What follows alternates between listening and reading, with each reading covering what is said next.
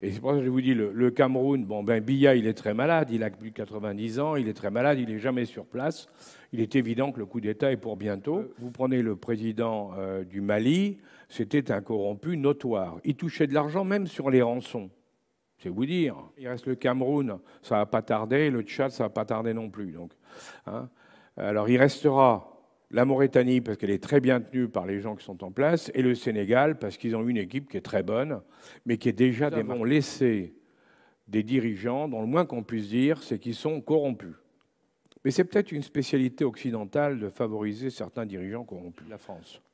Parce on les a vexés en exigeant que le président ne se présente pas plus de 2 fois parce que c'était scandaleux de notre point de vue à nous. Bon, Macky Sall l'a accepté. Bon, c'est son candidat qui va évidemment passer à sa place. Si vous voulez, toute l'histoire de l'Afrique, nous avons perdu l'Afrique. Oui, maintenant c'est sûr. Hein, la question, c'est pas pour des raisons de terrorisme. Le terrorisme, c'est un problème mineur. L'Afrique, c'est que pour la France, il va falloir redéfinir une politique africaine. Mais en partant de zéro. Parce qu'on a tout perdu. On est maintenant en race campagne. Alors je ne dis pas que Boko Haram c'est mineur ou que le GIA c'est mineur, mais par rapport à l'ensemble du problème, c'est un problème mineur, et ils sont capables de le régler tout seuls en plus. Si on les laisse faire, on leur donne les moyens, ils sont capables de le régler tout seuls. Jeunes d'Afrique, réveillez-vous. L'heure est à la prise de conscience. Dans cette vidéo explosive, Alain Juillet dévoile sans filtre la réalité crue des relations franco-africaines. De la maladie de Paul Biya au Cameroun annonçant un coup d'État imminent, à la corruption enracinée des dirigeants africains soutenus par la France, chaque mot de Juillet est un appel à l'action. La Mauritanie, sous contrôle strict, le Tchad et le Sénégal au bord de changements majeurs, et les vérités sur les politiques africaines de la France, tout est mis à nu. Mais il y a de l'espoir. Juillet affirme que les pays du Sahel peuvent vaincre le terrorisme d'eux-mêmes avec un tout petit peu de soutien en matériel. Cette vidéo n'est pas seulement une révélation, c'est un cri de ralliement pour la jeunesse africaine. Partagez-la, discutez-en et engagez-vous. Votre vision de l'Afrique et de son avenir est sur le point de changer.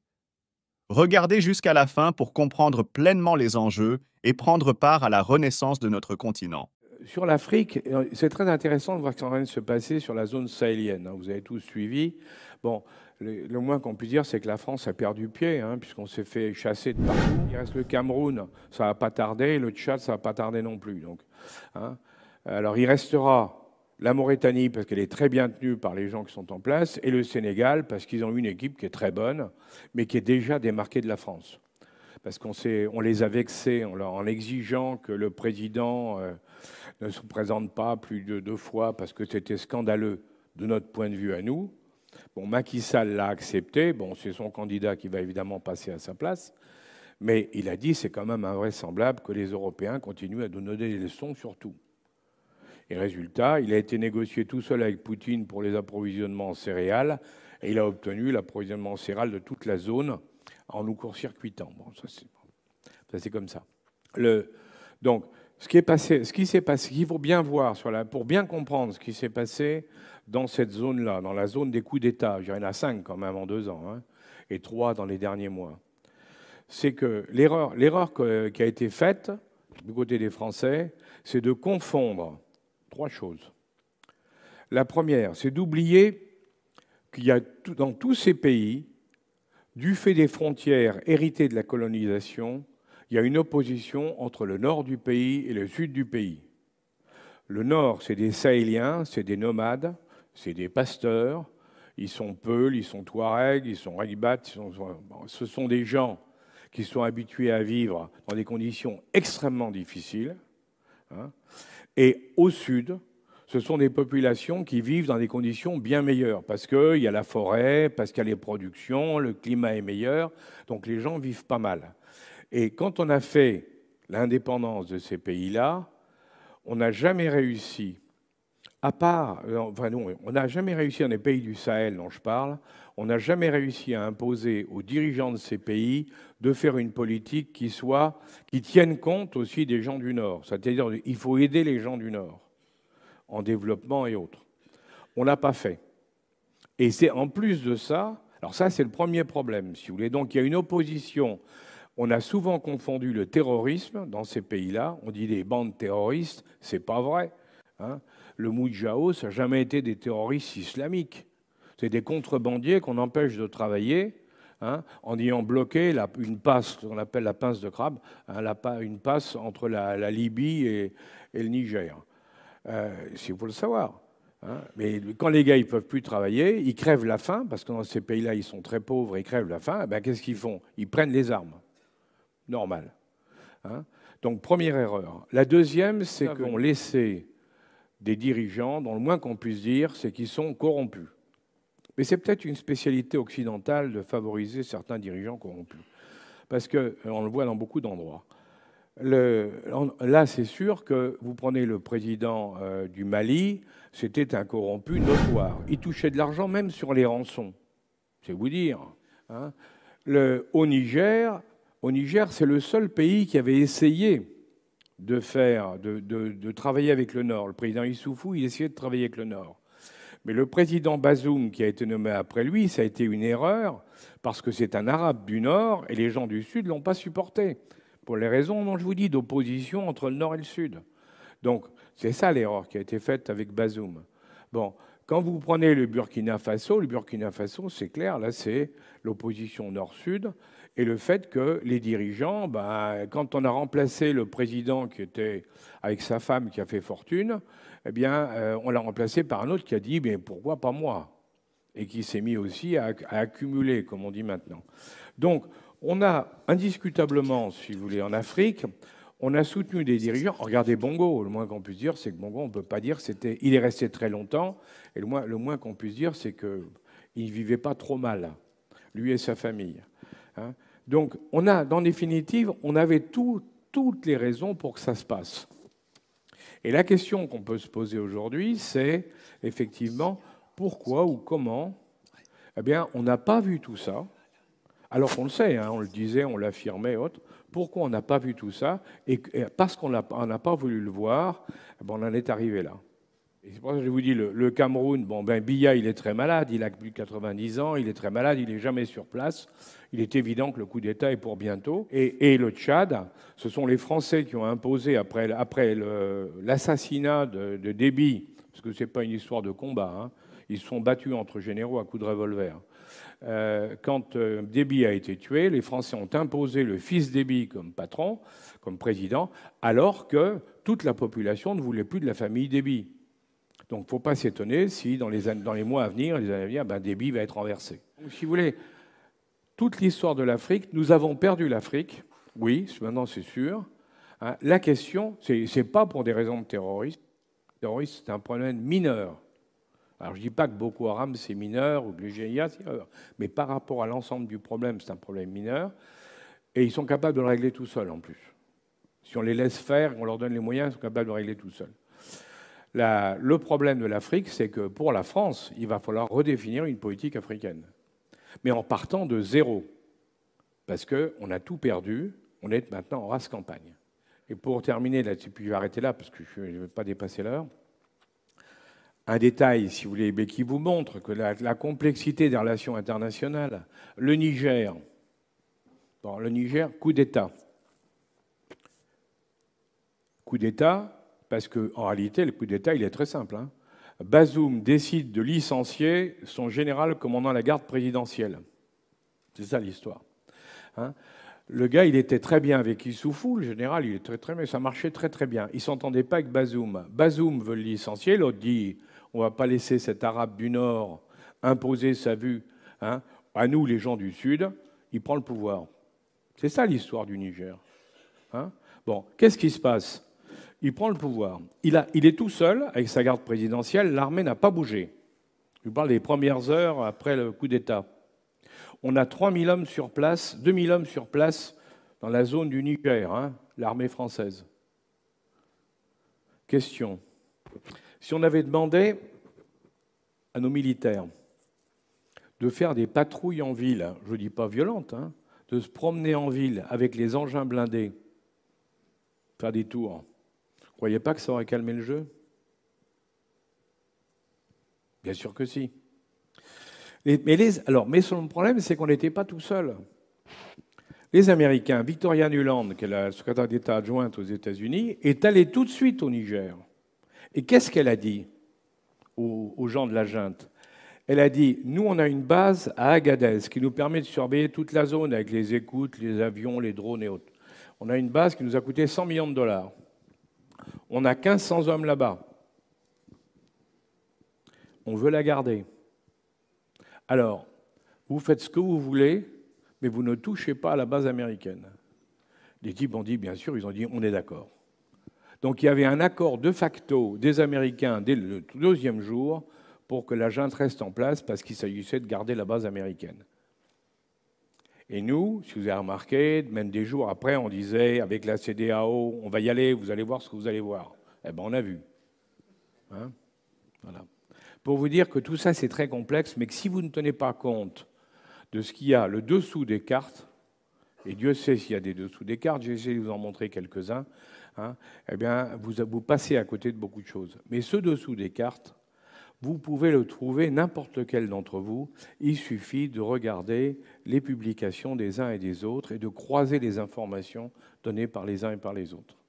Voilà. Et à ce moment-là, vous aurez une idée un peu plus réaliste que beaucoup de nos commentateurs et autres sur la réalité de ce qui se passe dans le monde aujourd'hui, qui est formidable, parce que ce changement qui est en train de se faire, pour ceux qui le comprennent et qui sont prêts à jouer le jeu, qui comprennent tout ce qu'on peut en tirer, il va y avoir de formidables opportunités pour un pays comme la France, pour les entrepreneurs français.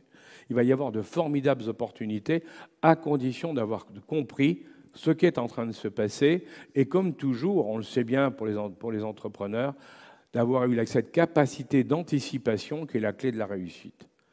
Après avoir entendu le discours d'Alain Juillet, dans lequel il admet ouvertement que la France a perdu sa place dans l'Afrique noire et qu'elle doit redémarrer sa politique africaine à partir de zéro, pourquoi a-t-elle perdu son influence en Afrique?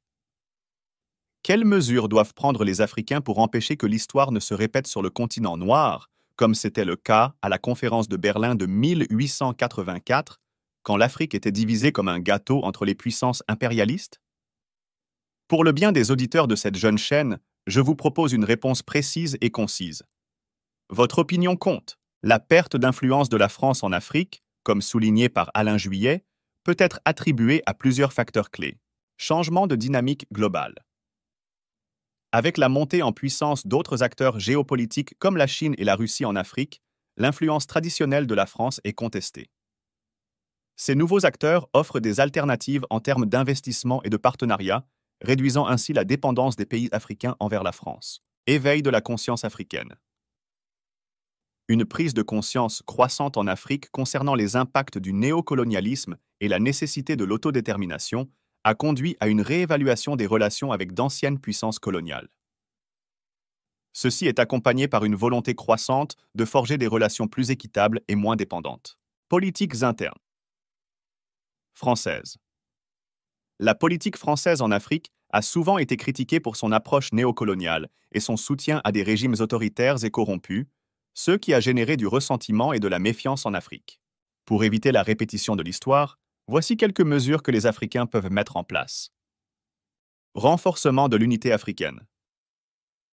Travailler vers une intégration régionale plus forte et une unité politique, économique et culturelle pour former un bloc uni face aux influences extérieures. Diversification des partenariats. Établir des relations diversifiées avec plusieurs partenaires mondiaux pour éviter la dépendance à une seule puissance ou région. Renforcement des institutions démocratiques. Construire des institutions fortes et transparentes pour promouvoir la bonne gouvernance, la démocratie et le respect des droits humains. Développement économique. Endogène. Investir dans le développement économique axé sur les besoins et les ressources locales, en réduisant la dépendance aux aides et investissements étrangers. Éducation et sensibilisation. Éduquer les populations sur l'histoire coloniale et les dynamiques néocoloniales pour favoriser une prise de conscience et une participation active à la construction d'un avenir meilleur. En adoptant ces mesures, les pays africains peuvent s'assurer qu'ils ne sont pas simplement des spectateurs de leur propre histoire, mais des acteurs actifs dans la définition de leur avenir.